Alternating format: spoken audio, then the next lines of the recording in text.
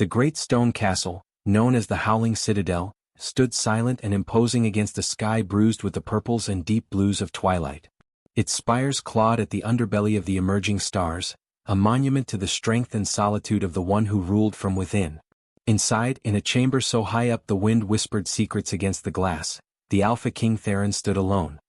He was a mountain of a man, with broad shoulders that seemed to carry the weight of the entire world upon them. His face, handsome yet hardened by years of rule and responsibility, was etched with a deep, unshakable melancholy as he stared out at the rising moon. This was the hour he both craved and dreaded. The moon, sacred to his kind, was a reminder of what he had and everything he lacked. He was the most powerful wolf in all the surrounding territories, his word was law, his strength unmatched in battle. His warriors would lay down their lives for him without a second thought. Yet, in this vast castle filled with loyal subjects, he was profoundly lonely. The grand halls echoed with his solitary footsteps. The throne room felt cold and empty, a seat built for a king, but a king who had no queen to share it with. He watched the moon climb higher, its silver light painting the forests below in shades of mercury and shadow. A deep, weary sigh escaped him, a sound that was swallowed by the immense quiet of the room. He had everything a werewolf could ever want: power, respect, a prosperous pack, but it felt like nothing. It was all just stuff. Empty treasures in a hollow kingdom. What he truly desired, what his soul ached for with a physical pain, was a connection. A mate. The one the moon goddess would have chosen for him, his other half, the missing piece of his own spirit. He yearned for the warmth of another beside him, for soft laughter to replace the echoing silence, for a shared look across a crowded room that spoke volumes. But more than that, a deeper, more primal need clawed at his heart. An heir. A child to carry on his legacy, to love and to teach, to one day rule with wisdom and compassion. The thought of his line ending with him, of this mighty castle one day falling silent forever, was a constant, gnawing fear in the pit of his stomach.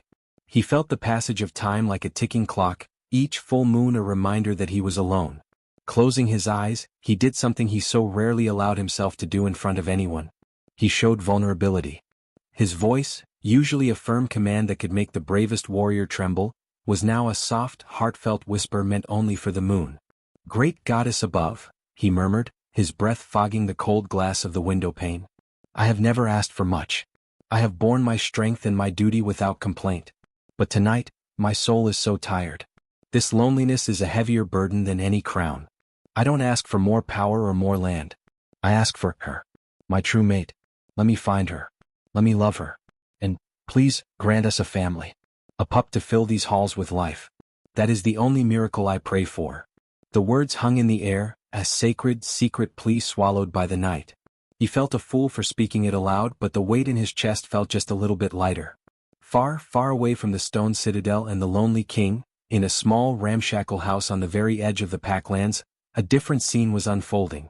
The air there was not one of quiet sorrow, but of sharp tension and unkindness. A young woman named Sierra was on her knees, scrubbing a rough wooden floor until her knuckles were raw and red.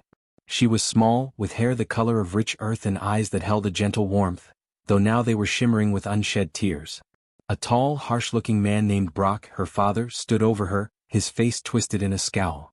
"Useless girl," he spat, his voice like grinding stones. "Can't do a single thing right. Worthless Omega. You're a stain on my name, you are. A drain on what little I have." Sierra flinched with every word, but she did not look up. She had heard it all before. Being an Omega meant she was at the very bottom of the pack, considered weak and insignificant. To her father she was less than a person. She was a burden he was constantly reminded of. She focused on the repetitive motion of scrubbing, trying to let the insults wash over her, a small, secret part of her heart dreaming of a place where someone might not see her rank but just her. She had no way of knowing that in a distant castle, a king's prayer had just echoed into the universe, and its answer was already stirring, destined to find its way to her and change everything forever. The air in Brock's small, cluttered house was thick with the smell of stale ale and fear. It was a fear that had been festering for weeks, growing from a nervous whisper in the back of his mind into a roaring, all-consuming monster that now sat at his rickety table, staring him down. Two men from a neighboring pack, men with cold eyes and scarred knuckles, had come to collect a debt. A gambling debt, one that Brock, in his foolish arrogance, had been sure he could win back. He had not. Now the sum had ballooned into something impossible, a mountain of gold he could never hope to climb. You've had your time, Brock, the larger of the two men said, his voice a low, gravelly threat. He drummed his thick fingers on the wood, each tap sounding like a judge's gavel. We're not a charity. Our alpha wants his money. Now, what are you going to do about it? Brock's eyes darted around the single-room hut, a frantic animalistic search for anything of value. But there was nothing. The few trinkets his late wife had left behind had been sold long ago. The place was a shell just like his prospects. His gaze, wild and desperate, finally landed on the only other person in the room. Sierra. She was trying to make herself small and invisible in the corner, mending a torn shirt with shaking hands.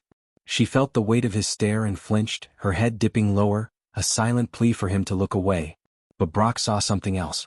He didn't see his daughter. He saw a solution. A terrible, shameful solution. She was young, healthy, and obedient.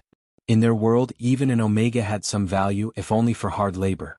A vile idea began to take root in his mind, a last, desperate gamble. I need a little more time, he stammered, trying to sound confident but failing miserably. The second man laughed, a harsh, ugly sound. Time is the one thing you don't have. Unless you've got something to trade? This was his opening. Brock's heart hammered against his ribs. He wiped a sweaty palm on his trousers. I have an asset, he said, the words feeling like ash in his mouth. My daughter. She's a hard worker. Strong for her size. You could take her. Her labor would be worth something, surely. Consider her work as payment toward my debt. He spoke of her as if she were a piece of furniture, a farm animal to be bartered. The men looked at Sierra, who had gone perfectly still, her blood running cold. They seemed to consider it for a moment, then shook their heads. An Omega? She's barely worth the food she'd eat. No. We need gold, not another mouth to feed. The finality in the man's voice sent a fresh wave of panic through Brock. His last chance was slipping away. He was going to be beaten, maybe worse. Just then, a new presence arrived at the open door, blocking the fading light. A man stood there, tall and straight, his clothes clean and of fine quality, a silver insignia of a howling wolf pinned to his cloak. He was Corbin, head of the Royal Guard, on a routine patrol of the outer territories. He took in the scene with a single sharp glance. The two thugs, the terrified girl in the corner, the desperate, sweating man at the table. Is there a problem here? Corbin's voice was calm, but it carried an authority that immediately changed the energy in the room. The thugs straightened up, recognizing the king's emblem. No problem, sir, the first one said quickly. Just a business matter. This one owes a debt. Brock saw a new opportunity. This was a king's man. They had real gold. In a flash of insanity he blurted out, I can pay with her. Take her to the Citadel. She'll work in the kitchens, scrub the floors, anything. She doesn't eat much. Just give me something for her. Please. He was begging now, his pride completely gone, sacrificed to his own cowardice. Corbin's eyes, usually so guarded and analytical, turned to Sierra. She had finally looked up, her face pale, tears tracing clean paths through the dust on her cheeks. But Corbin didn't just see a frightened Omega girl. As he looked at her, something inexplicable happened. For the briefest second, a faint, almost imperceptible silvery glow seemed to shimmer in the air around her. A trick of the light perhaps, but it made him pause. It was an oddity, a spark of something unusual in a place of utter despair. He knew the king's deep loneliness, his silent wish for a companion, any companion to break the stillness of the castle.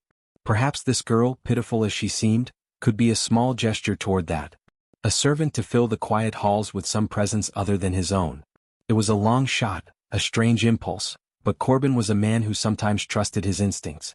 He reached into the pouch on his belt and pulled out a few heavy gold coins. He tossed them onto the table where they landed with a heavy, final clink. The debt is cleared, he said to the thugs, his tone leaving no room for argument. They snatched up the coins and left without a backward glance. Brock stared at the remaining coins, his eyes wide with greedy relief. He had done it. He was safe. Corbin walked over to Sierra, who was trembling violently. He didn't touch her. He simply said, Get your things. You're coming with me. There were no things to get. She owned nothing.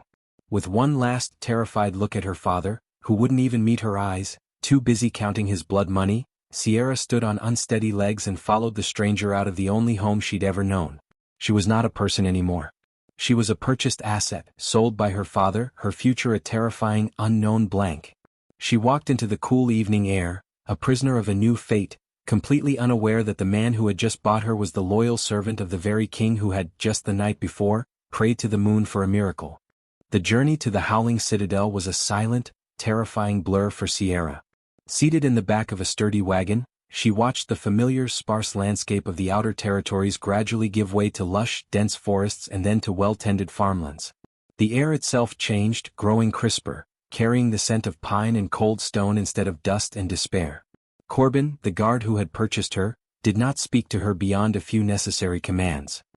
His silence was not unkind, but it was absolute, and it left Sierra alone with her churning thoughts.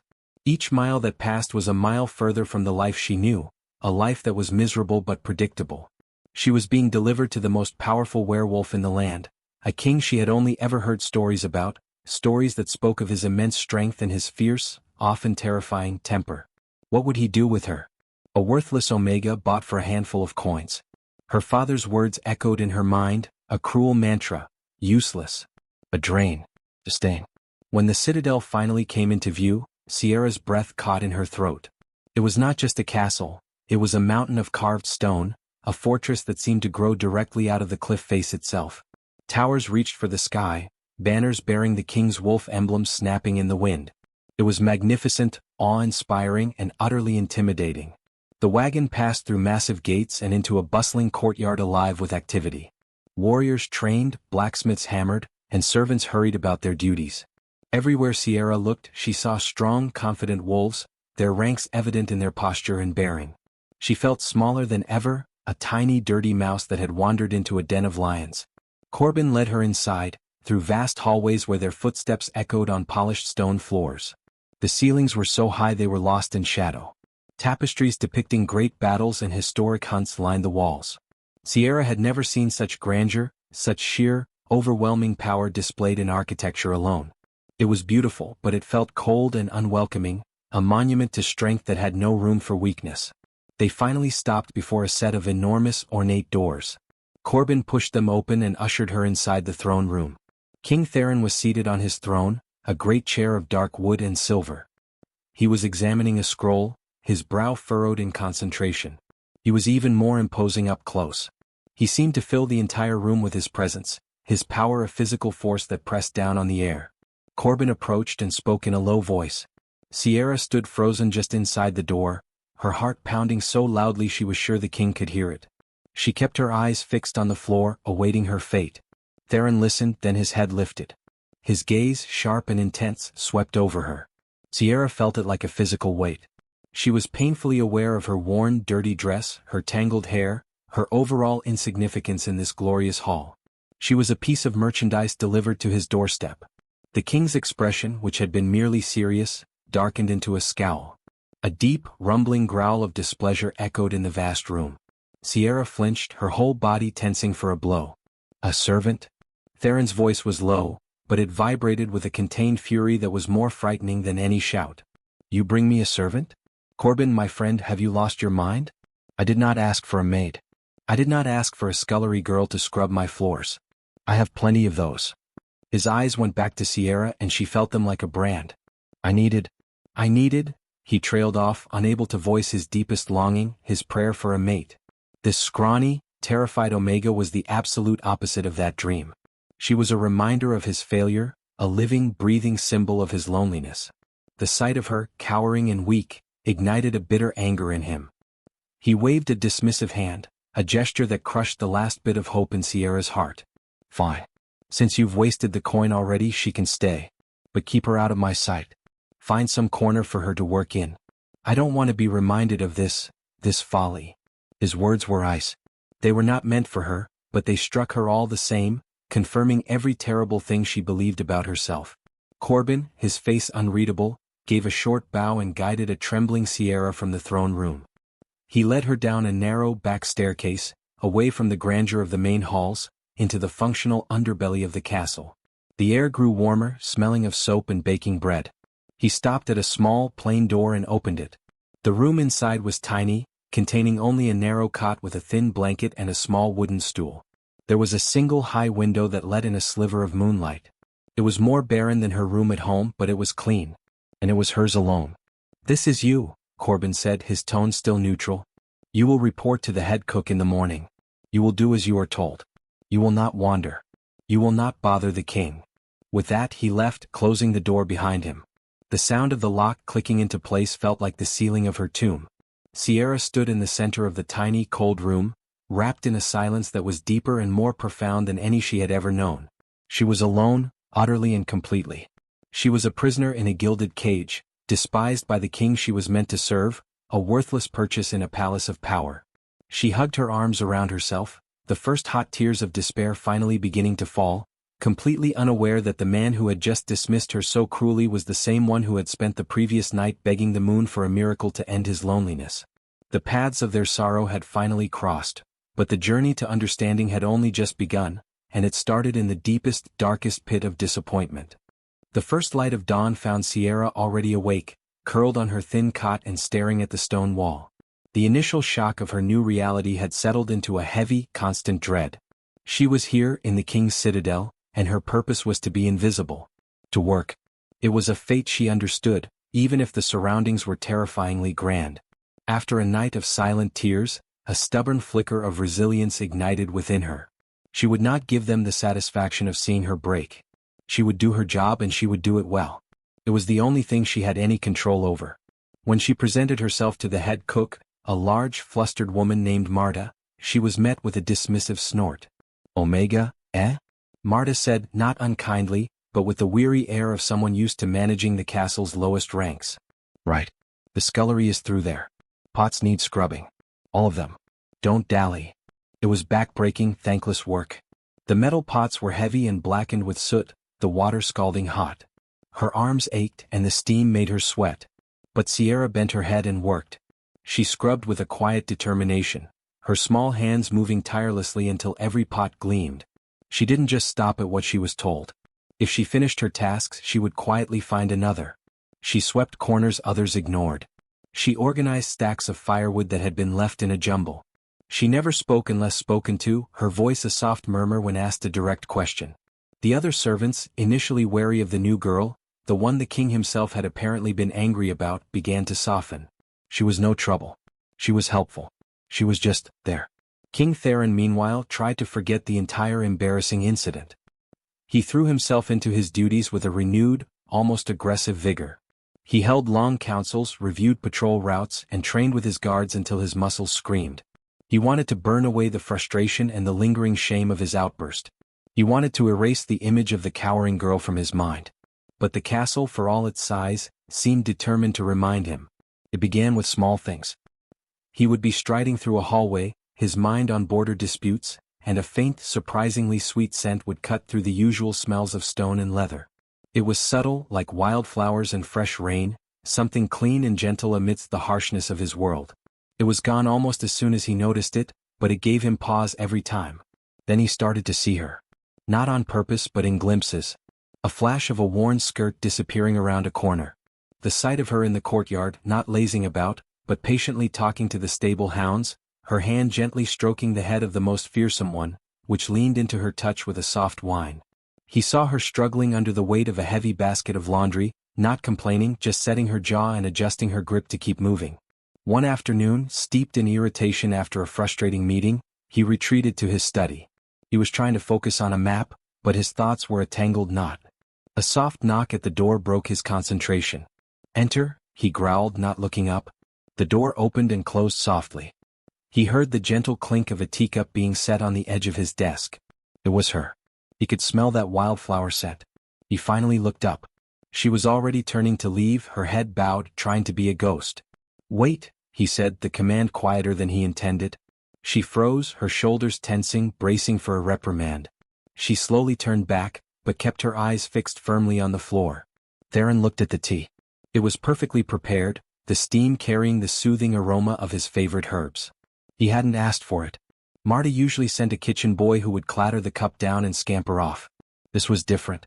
"Did Marta send you?" he asked, his voice still rough. Sierra shook her head minutely. "No, my king," she whispered, her voice so faint he had to lean forward to hear it. I heard you had a trying counsel. I thought it might help."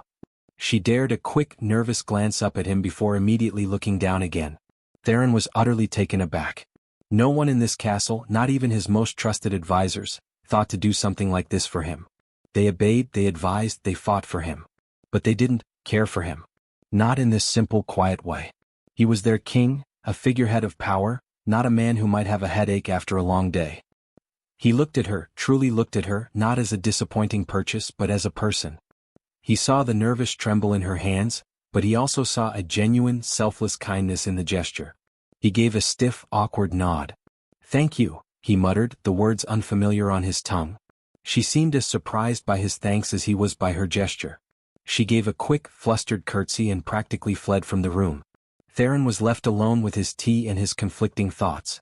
The quiet Omega was becoming a constant, puzzling presence in his periphery. She was not what he had initially judged her to be. There was a strength in her quiet perseverance, a grace in her humility that he had never encountered before. He found himself for the first time, not annoyed by her presence but curious. He began to find reasons to walk through the kitchens. He started asking for tea to be brought to his study at odd hours, and felt a strange sense of disappointment on the days when Marta sent the kitchen boy instead. The king who had wanted her out of his sight was now, unconsciously, seeking her out. The walls of his loneliness, so thick and impenetrable, had developed a tiny, almost invisible crack, and through it seeped the gentle, persistent scent of wildflowers. The days began to settle into a new, strange rhythm within the stone walls of the howling citadel. For Sierra, life was a cycle of work and quiet observation. The initial terror of the king's presence had softened into a nervous, fluttering awareness. She found herself listening for the sound of his footsteps, a distinct, heavy tread that was different from anyone else's. She noticed the small things, the way he preferred his documents stacked, the specific herb he liked in his evening tea, the faint line that appeared between his brows when he was deep in thought. Her act of bringing him tea had not been punished. It had, impossibly, been acknowledged. It was a tiny thread of connection, fragile but real, and she found herself clinging to it. For Theron, the castle felt different. The oppressive silence that had once been his constant companion was now punctuated by these small, unexpected moments involving the Omega girl. He found his thoughts drifting to her at odd times. He'd be reviewing trade agreements and suddenly wonder if the head cook was working her too hard.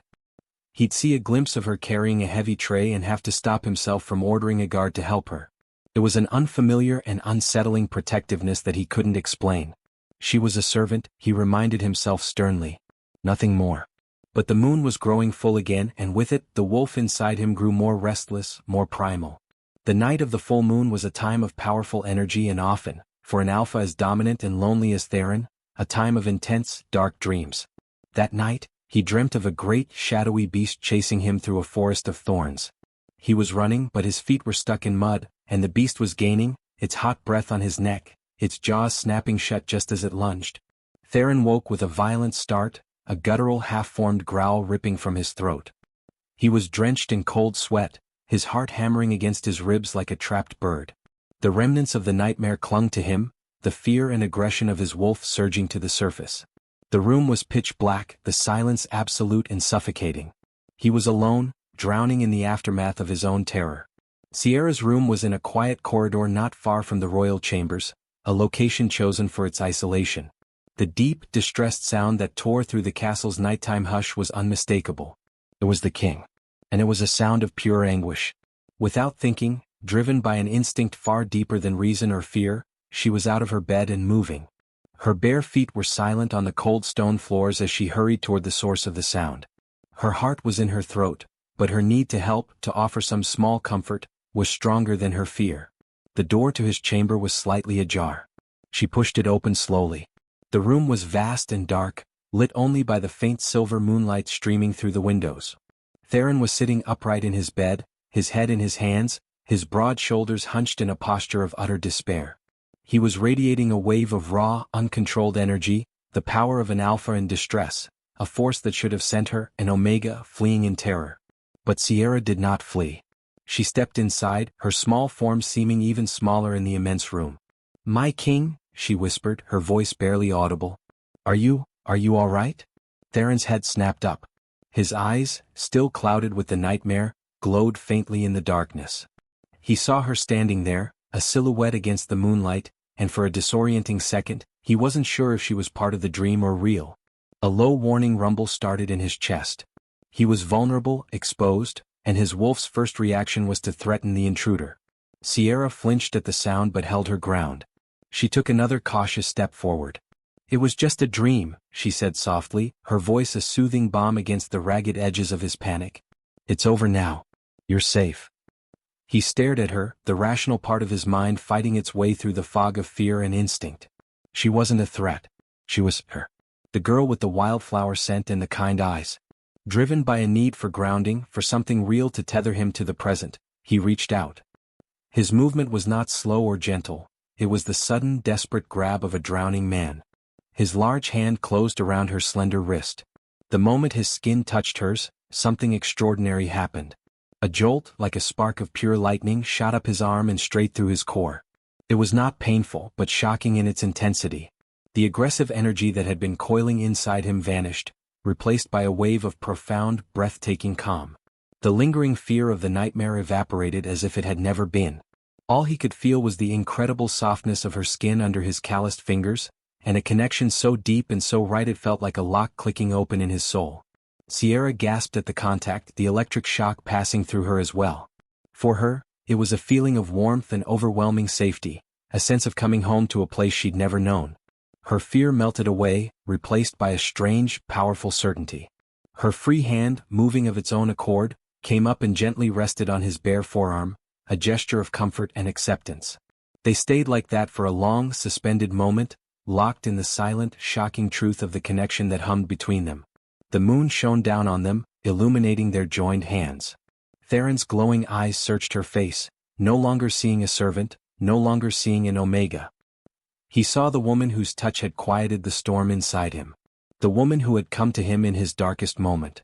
The puzzle pieces of his heart, scattered and lost for so long, suddenly shifted and clicked into place with a deafening, silent roar. He didn't understand it yet, not fully, but he knew with every fiber of his being, that nothing would ever be the same again. The miracle he'd prayed for hadn't arrived with a fanfare. It had tiptoed into his room in the dead of night, and its touch had changed everything. The days that followed the electric touch in the moonlit chamber were a whirlwind of unspoken tension and profound disorientation for both Theron and Sierra. The simple, clear lines of their world, king and servant, alpha and omega, had been blurred into a confusing, shimmering haze. Theron found himself utterly preoccupied, his mind constantly replaying that single, seismic moment.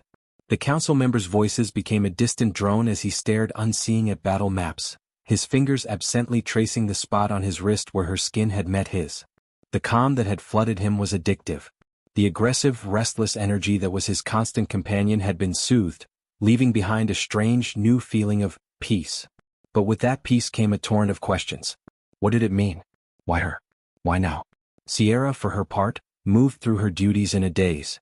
The fear that had been her shield was gone, replaced by a bewildering sense of belonging that she dared not trust. The king's gaze, when it found her across a room, was no longer cold or dismissive. It was intense, searching, filled with a wonder that mirrored her own. She felt his eyes on her constantly, a warm, heavy weight that was both thrilling and terrifying. She began to feel unwell, a lingering nausea in the mornings and a deep, unusual fatigue that sleep did not cure. She blamed it on the strange food, the stress, the emotional upheaval. She tried to hide it, pushing through her chores with determined effort, but the pallor of her skin and the slight tremor in her hands were becoming difficult to conceal.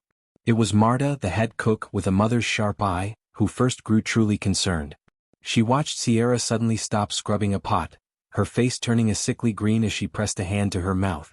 "Child," Marta said, her usual brusqueness softening. "That's enough. You're white as a sheet.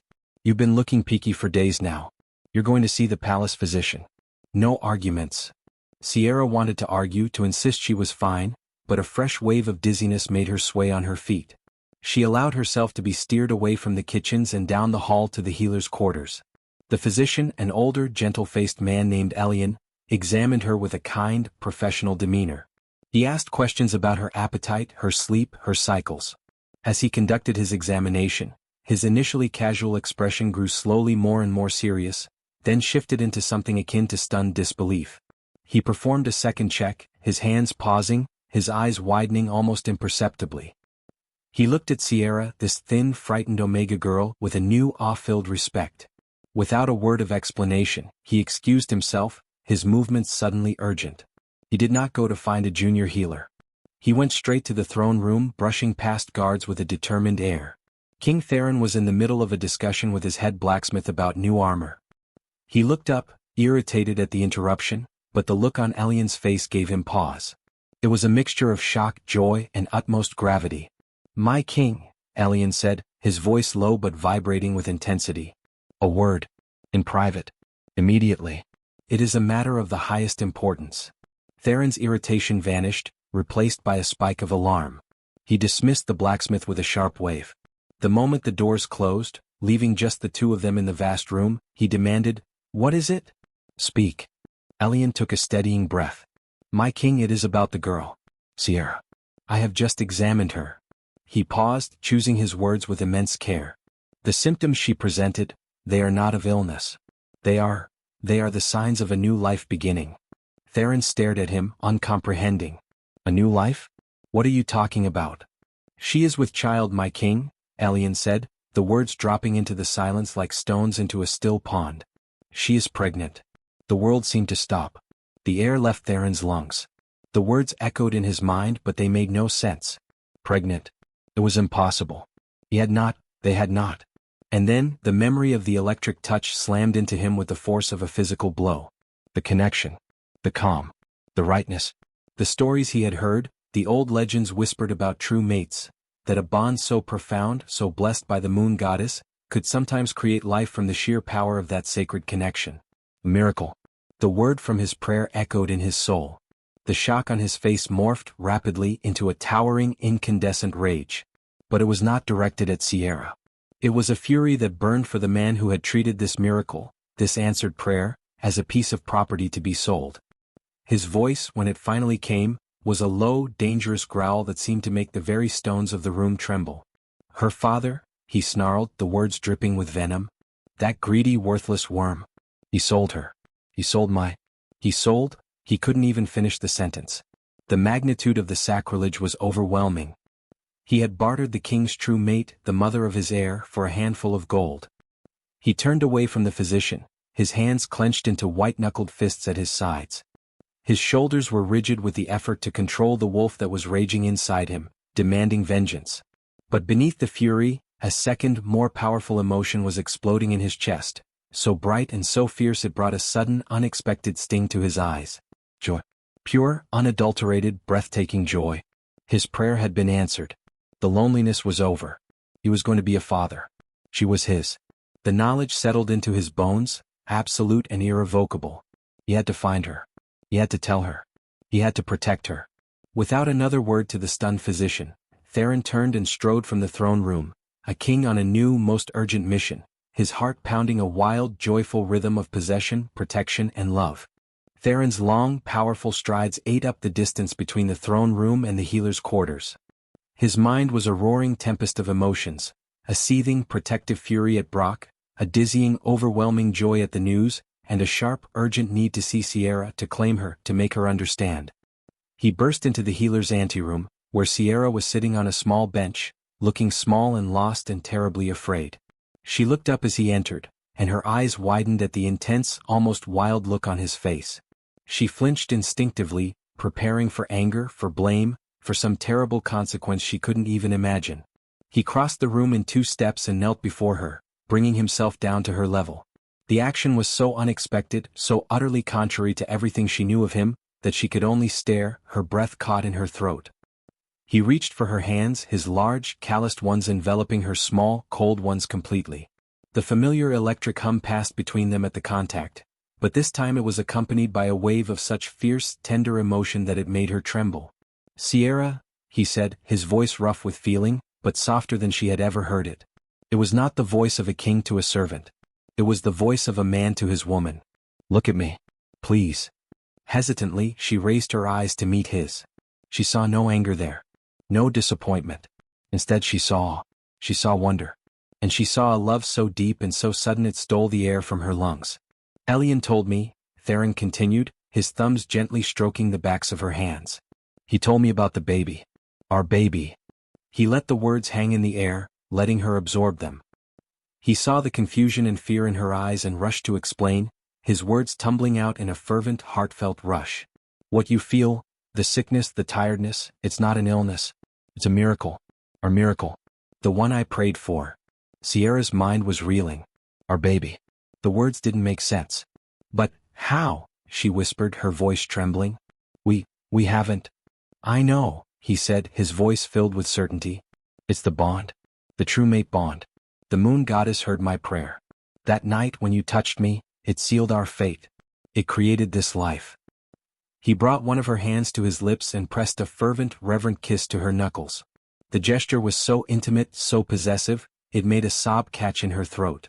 I am so sorry, he breathed, his voice thick with regret. I am so sorry for how I treated you when you first arrived. I was a blind fool. I saw only what I thought I wanted, not the incredible gift that was right in front of me. I called you a folly. You are the greatest blessing of my life. He looked into her eyes, his gaze unwavering, pouring every ounce of his sincerity into his words. You are not a servant. You were never just a servant. You are my true mate, my destined queen. And you are carrying my heir, the future of this pack. Tears began to stream down Sierra's face, but they were no longer tears of fear or sadness. They were tears of overwhelming relief, of joy so profound it was painful. The words he spoke were the words she had secretly, desperately dreamed of but never dared to hope for. You wanted her. You loved her. The child she carried was a blessing, not a curse. The weight of a lifetime of being called worthless finally, truly, shattered and fell away under the intensity of his love. I didn't know, she whispered through her tears. I was so scared. Never again, Theron vowed, his voice dropping to a low, fierce promise. He reached up and gently cupped her cheek, wiping a tear away with his thumb. You will never be scared or alone again. I will spend every moment of the rest of my life making you happy, protecting you, loving you. You and our child are my entire world now. He leaned forward, his forehead resting against hers, their breath mingling. Will you forgive me? Will you be my queen? Sierra could only nod, a fresh wave of happy tears spilling over. Yes, she breathed. Yes. In that quiet room, surrounded by the scent of herbs and the soft sound of her crying, the lonely king and the unwanted Omega found their way home to each other. The walls between them crumbled to dust, replaced by a bond stronger than stone, more precious than gold. He was hers and she was his, and the miracle they carried was a promise of a future brighter than either of them had ever dared to dream. The golden peace that had settled over the howling citadel was a fragile, precious thing. For Sierra, every day was a new discovery of happiness. She was moved from her small servant's room into the grand chambers adjacent to Theron's, rooms filled with sunlight and soft fabrics. The king was endlessly attentive, his earlier coldness replaced by a devotion that was almost overwhelming. He would bring her sweet fruits to settle her stomach, his large, battle-hardened hands surprisingly gentle. He would talk to her for hours, telling her stories of his youth, his dreams for the pack, his hopes for their child. He made her feel cherished, valued, and deeply, profoundly loved. The castle staff, taking their cue from their king, now treated her with the utmost respect and awe, whispering behind their hands about the miracle pregnancy of the true queen. This newfound security made the past seem like a distant, bad dream. But bad dreams have a way of resurfacing. The peace was shattered one afternoon by a commotion at the main gate. Raised, angry voices echoed across the courtyard, one of them horribly, unmistakably familiar. Sierra was sitting in a sunny alcove, practicing her embroidery, a new skill Theron's tailor was teaching her, when the sound of that voice froze the blood in her veins. It was her father, Brock.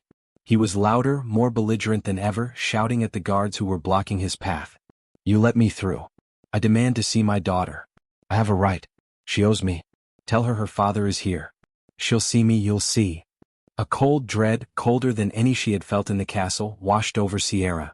The embroidery hoop slipped from her numb fingers and clattered to the floor. The monster from her old life had found her. He had come to drag her back into the darkness, to spoil the beautiful world Theron had built for her. She shrank back into the shadows of the alcove, her heart hammering, her hands instinctively flying to her stomach to protect the tiny life growing within. Theron was in his study, but the sound of the disturbance carried even through the thick stone walls. He recognized the voice instantly, and the reaction was immediate and volcanic. The calm, loving man vanished, replaced in a heartbeat by the furious Alpha, his wolf rising to the surface with a savage snarl.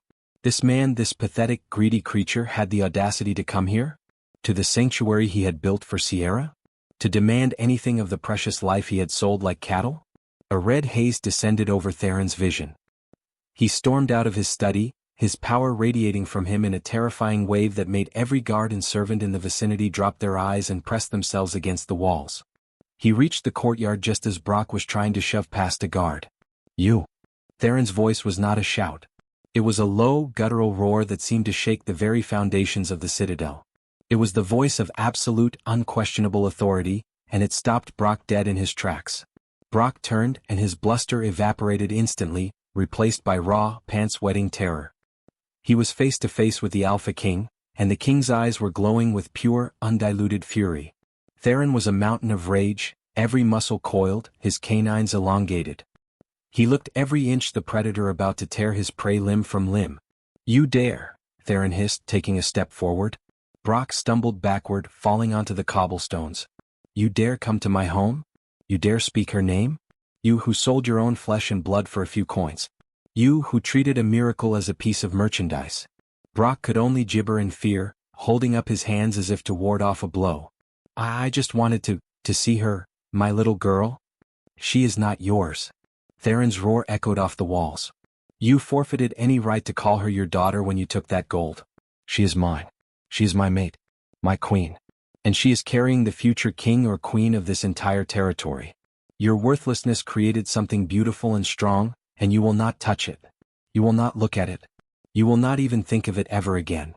Theron loomed over the cowering man, his shadow swallowing him whole. "You are banished," he decreed, his voice dropping to a deadly calm that was more frightening than his rage. "If you are ever seen within 100 miles of these borders again, I will not capture you. I will not imprison you. I will end you. Do you understand? Your existence is a stain I am wiping from our world. Now, get out." He didn't need to say it twice. Two guards grabbed the trembling, sobbing Brock by the arms and began dragging him toward the gate. He was gone, his pathetic cries fading into the distance, erased from their lives as thoroughly as if he had never existed. Theron stood there for a long moment, his chest heaving, slowly willing the wolf back under control. His first thought was for Sierra. He had to find her. He had to make sure she was all right, that the filth of her father's presence hadn't tainted her peace. He turned and strode back into the castle, his mission clear, to find his queen and shield her from any and all shadows forever. The threat was gone and he would make certain it never, ever returned. The banishment of Brock was like a final, heavy door slamming shut on the past. For a time, the citadel breathed a sigh of relief, and a profound, golden peace settled over Sierra. She bloomed under Theron's constant, adoring care. Her pregnancy became more visible, a gentle swell beneath her dresses that Theron would touch with a reverence usually reserved for sacred objects. They spent their days in a contented bubble, planning for the future, talking to the baby, and simply enjoying the profound connection that hummed between them. Sierra allowed herself to believe, truly believe, that the darkness was behind them forever. But word, especially word of a miracle, travels fast through the werewolf world. In a neighboring pack, a bitter and ambitious alpha named Jarek heard the rumors. A pregnant Omega Queen?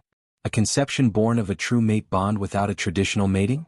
To his cynical, power-hungry mind, it sounded like a lie, a story concocted by King Theron to cover for a weakness. He pictured Theron as softened, distracted, his legendary strength diluted by sentimentality for a weak female. Jarek saw not a miracle but an opportunity. The Howling Citadel had rich lands, strong warriors. If its king was vulnerable, now was the time to strike, to challenge him, and to take everything for himself. He gathered his warriors, a rough and ruthless band, and marched toward Theron's borders. They arrived not with stealth, but with a loud, blustering demand at the main gate, a formal challenge to the king's authority. Theron stood on the battlements, looking down at the hostile force, his face a mask of cold fury. Sierra was at his side, her hand tightly clasped in his.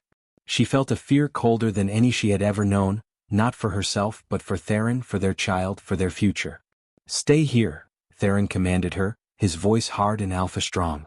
"Do not come down. Corbin will stay with you." He turned to go to meet the challenge head-on, but Sierra's hand tightened on his. "Wait," she said, her voice softer than his, but with a new, unshakable steel beneath it.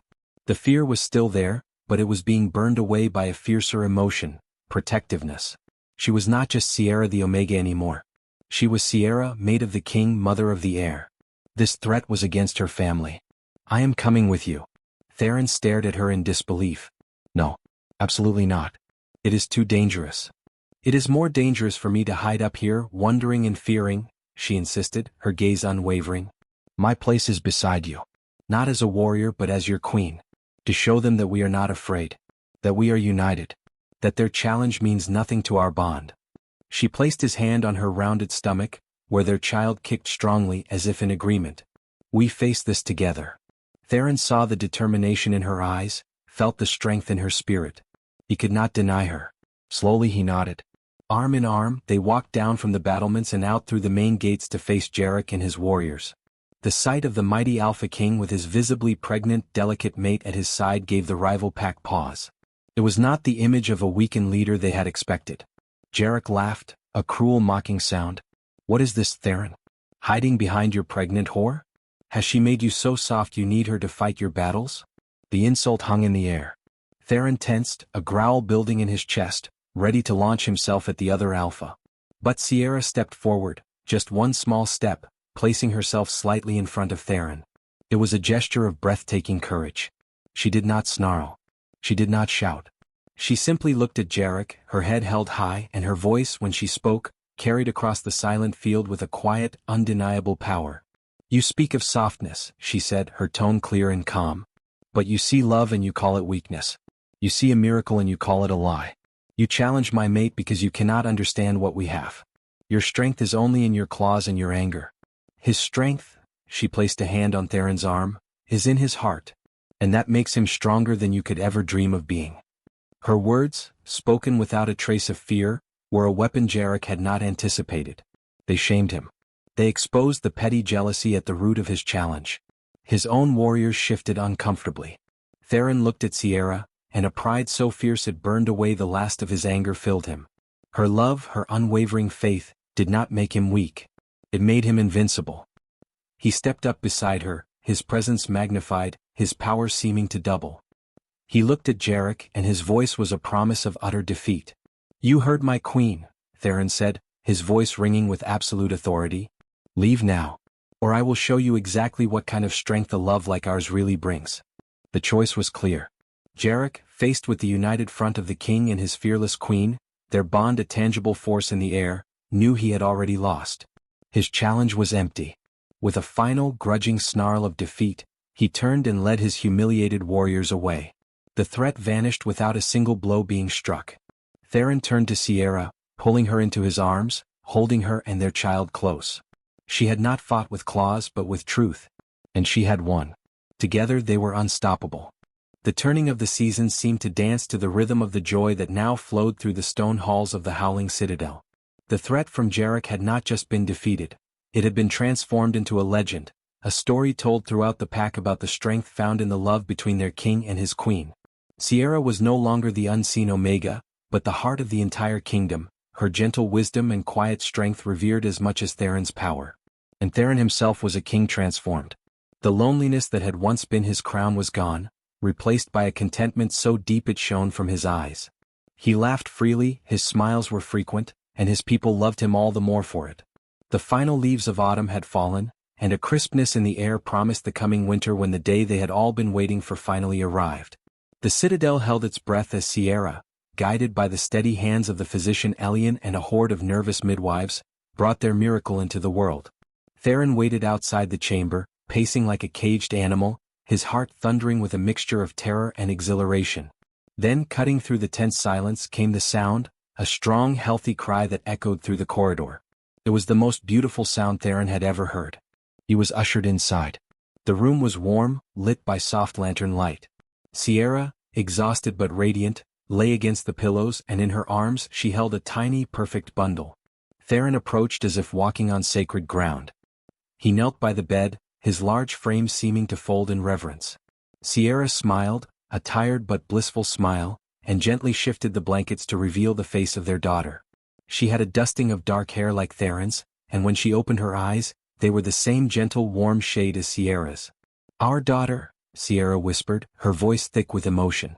Theron reached out a trembling finger, and the baby's tiny hand wrapped around it with a surprising strength. A love so vast and so powerful it brought tears to his eyes swept through him. This was it. This was the answered prayer, the fulfilled dream, the miracle made real. All the battles, all the loneliness, all the pain, it had all been worth it to lead to this single perfect moment. He leaned forward and kissed Sierra's forehead, then kissed his daughter's head, his heart too full for words. Weeks later, under the silver glow of a full moon, the entire pack gathered in the great courtyard for a celebration. Bonfires roared, music filled the air, and tables groaned under the weight of a grand feast. But the center of it all was the royal family. Theron stood on a raised platform, no longer on a lonely throne, but with his arm wrapped firmly around Sierra, who held their sleeping daughter swaddled in fine white wool. He looked out at his people, their faces upturned and filled with happiness. "My people," he called out, his voice strong and clear, carrying over the crowd. "For so long I stood before you as your king, but a part of me was always empty. I prayed to the moon for a miracle to fill that emptiness. And she," he looked down at Sierra with adoration, "she answered in a way I never could have imagined. She did not send me a warrior or an army. She sent me my heart. She sent me my true mate, my queen Sierra." The crowd cheered, their love for her evident. "And together," Theron continued, his voice softening as he looked at the baby, "we were given our future, our greatest treasure. Our daughter and your future princess Luna." The name, meaning moon, was a tribute to the goddess who had brought them all together. The cheers were deafening, a wave of joy and acceptance that washed over the little family.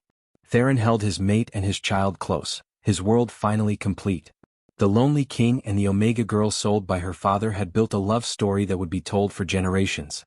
They stood together under the moon that had witnessed his prayer and her sorrow, now united, a family bathed in its blessed light. Their story was a testament to the fact that the most precious miracles often come from the most unexpected places, and that love truly is the strongest magic of all. If you were swept away by the journey of Theron and Sierra, if you felt the warmth of their love and the thrill of their story, then you won't want to miss what happens next in their world. Their story may have reached this beautiful chapter, but the world of the Howling Citadel is vast and filled with more tales waiting to be told. To ensure you don't miss a single moment of the magic, the romance, and the adventure that awaits, be sure to subscribe. By subscribing, you'll join a community of fellow story lovers and be the first to know whenever a new tale begins. It's the best way to make sure you're always part of the story. So, subscribe now and let's continue discovering these enchanting worlds together.